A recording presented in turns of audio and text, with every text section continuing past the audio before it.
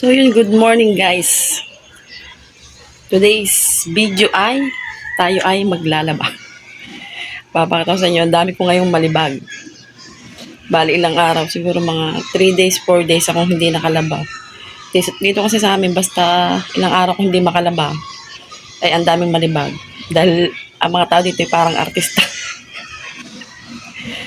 Mabilis magdamit. Yan, pakita ko sa inyo yung aking malibag. Yan ang mga puti. Ito naman ang mga damit na di kulay. Ito mga damit na pang trabaho. At ito naman ang mga short. Yan, mga short yan. Siniseparate ko yan pag madami na siya. Gawa ng isa lang ang lagayan ko ng malibag. At nung nagpagawa ko ng kwarto dito sa baba ay sumikip. Yun, nawala ng space.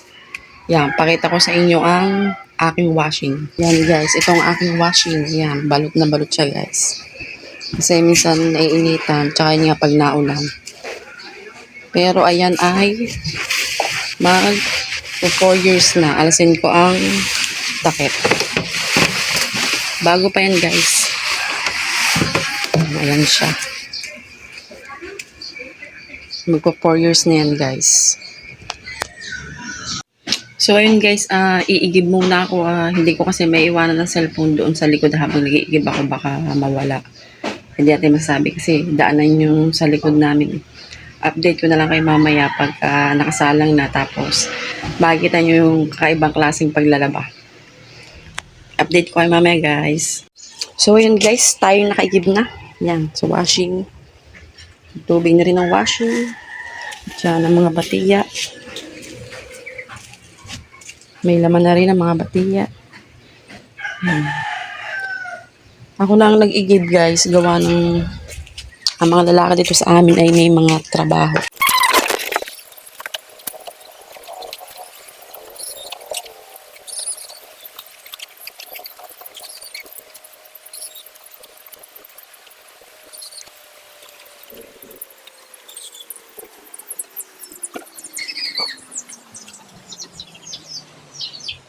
Yan guys, naikot na siya. Yan ay puti. Tapos, hanggang yan lang siya, hanggang 15. Tapos isang ikot lang ang gagawin ko dyan. Yan guys, yan ang sinasabi ko sa inyo. Kung bakit ko konti ang laman ng planggana. Kesa po, papaapawin natin ang papaapawin ng tubig. Lalo na po sa mga nawasa dyan, pag mahina ang tubig. Eh pag ganun po ang ginawa nyo, hindi po siya mabula at saka mabango pa po ang damit. At saka ho, yung sa mga nagbubumba, nakakapagod din ho, igib ka ng igib, paawas ka ng paawas ng tubig. Yan, pag ganun po ang ginawa nyo, maniwala po kayo sa akin, papalwan po ang inyong paglalaba. Ngayon, kung makita nyo ho na medyo pangit na ang tubig, edi yun, pwede nyo na siyang paawasin. Yan, ganun po ang ginagawa ko.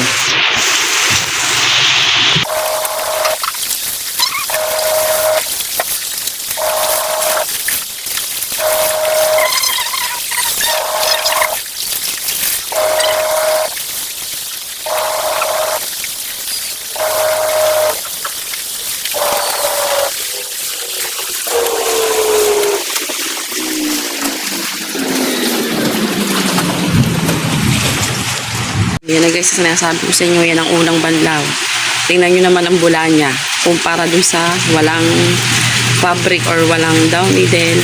Talagang kailangan mong pawasin ng pawasin. Gaya ngayon, ang hirap umigib, lalo na pag umuulan. Pero dun sa may mga nawasa, okay lang. So, ito yung pangalawa. Ito yung pangatlo. Yan. Pero, ito naman po ay sa akin lamang kung gusto nyo gawin o gayanin. Parang nagtuturo lang ako para mapaalwan ng inyong trabaho. Dahil nung ginawa ko po ito, naalwanan po ako sa paglalaba. Ayan. Ayan naman po mamaya, idalagdagan ko din ng tubig. Pagka yung alam kong pangit na ang tubig. Or gagawin ko. Itong isang to, itong unang anlaw, papalitan ko siya ng tubig. Tapos magiging huling siyang anlaw at ilalagay ko din sa kabila. Lalagyan ko ulit ng isang downy. So kasi yun na ba ang 4 na downy sa 7, isa 21. 28 lang. Oh, nakabawas pa sa pagod. Kesa maya kahit magbubumba. Yun, doon sa mga mayayaman, na talagang hindi ari yung ganito dahil palit na palit ng tubig ay tayo. Tayo naman ay mga 4-4 lang. Tingnan nyo guys ang huling anlaw. Walang kabula-bula. Eh, di ba pong iba ay nagdadowny pag panghuli. Tapos pa titiimin pa. Eh pag ganito ang ginawa nyo, yung una, pangalawa may downy. Mabango na ho siya, hindi na kailangan patiimin pa. Yan guys, nag-dryer na tayo. Ako sige, hindi ko pinagsasabay ang washing at saka ang dryer. Kahit pa magkaibang makina, makakasinisira. Well, bago na ako naka-add na ito guys. Ang hirap din naman ang walang washing. Lalo pagka hindi kaya ng katawan. Kasi kaya ng katawan ko, nagbabrush ako. Yan, kaya ang dami ng puti ko. Nung nakaraan, ang nilabang ko yung mga tikulay na iniwang kong puti. Pero pagkakaya ko naman, nagbabrush ako.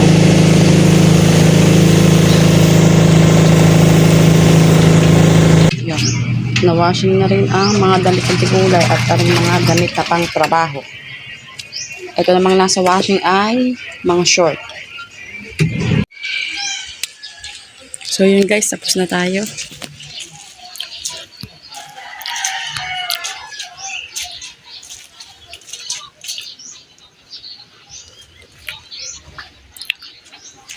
Padami ko palang nilaban. Yan, may short pa dito. Mga short na asawa ko. Tapos ito po ang mga puti.